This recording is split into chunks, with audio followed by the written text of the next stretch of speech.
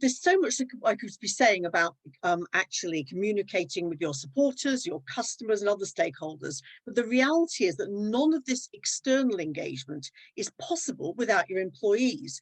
And never before has communication with your staff been so important. You know, COVID-19 and the government measures to contain it have created enormous uncertainty, elevated stress and anxiety. And most staff are facing all these things on two fronts. They face uncertainty in terms of their personal health and safety with no current end in sight, but also uncertainty in their professional lives, as it's still far from clear what the full economic impact of all this is going to be and what it means for their jobs and income. And in this unique situation, these two experiences are merging.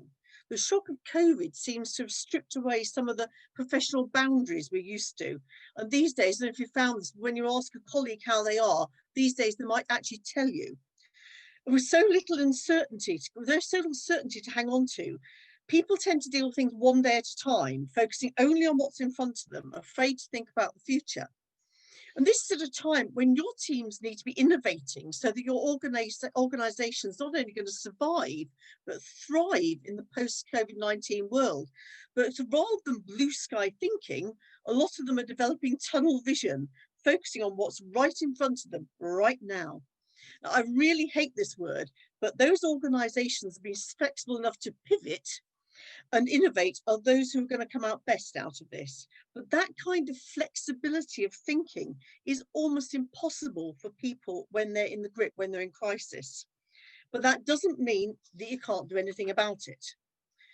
It's all about communicating in a way that delivers the right message to the right people at the right time to get the right response. Now, every crisis has a cycle or pattern to it, and this change curve is based on Elizabeth Kubler-Ross's work, which has been widely used to help people understand their reactions to significant change or upheaval. And the cycle can be grouped into three phases, and each phase requires a different approach to communication. Phase one includes shock and denial. We saw this in the first stages of lockdown when people went into paralysis mode, and it's a classic reaction to change. And the change we've seen, of course, is unprecedented. And the reality is those shocks aren't over yet, particularly if organisations are looking at downsizing. Now, during this phase, leadership is key and communication needs to be instructional. Messaging needs to be simple, direct and factual, avoiding and getting rid of speculation. The second phase is what we've seen over the past couple of months as people become frustrated and sometimes angry before hitting this low point of the curve and sinking into apathy or even depression. From an organisational perspective, this is when you need to be communicating to build the resilience of employees, encouraging longer term thinking and adaptation. And at this stage, it's really important for leaders to listen to employees, to help them feel heard and to provide a space for them to express their feelings, while also at the same time messaging about plans for business recovery. Because what we want to do is get people to stage 3, which is the turning point on the road to recovery. At this point, you want to communicate a new vision and create space for people to experiment and communicate with each other about potential opportunities, while also recognising and allowing them space to mourn before they try to integrate what is a new normal.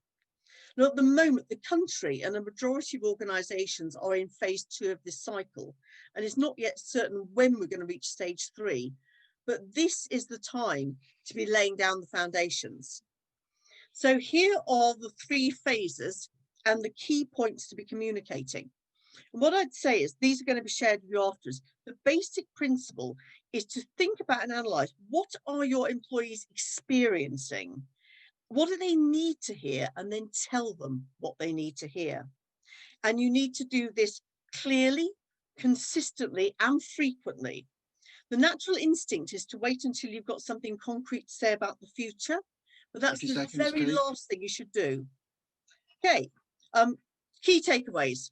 It's your job to find the simplicity on the other side of this complex situation, to connect staff to a deeper sense of purpose and to build community, especially virtual community. And to do this, you need to ask yourself, what are the most important things that my team needs to hear right now?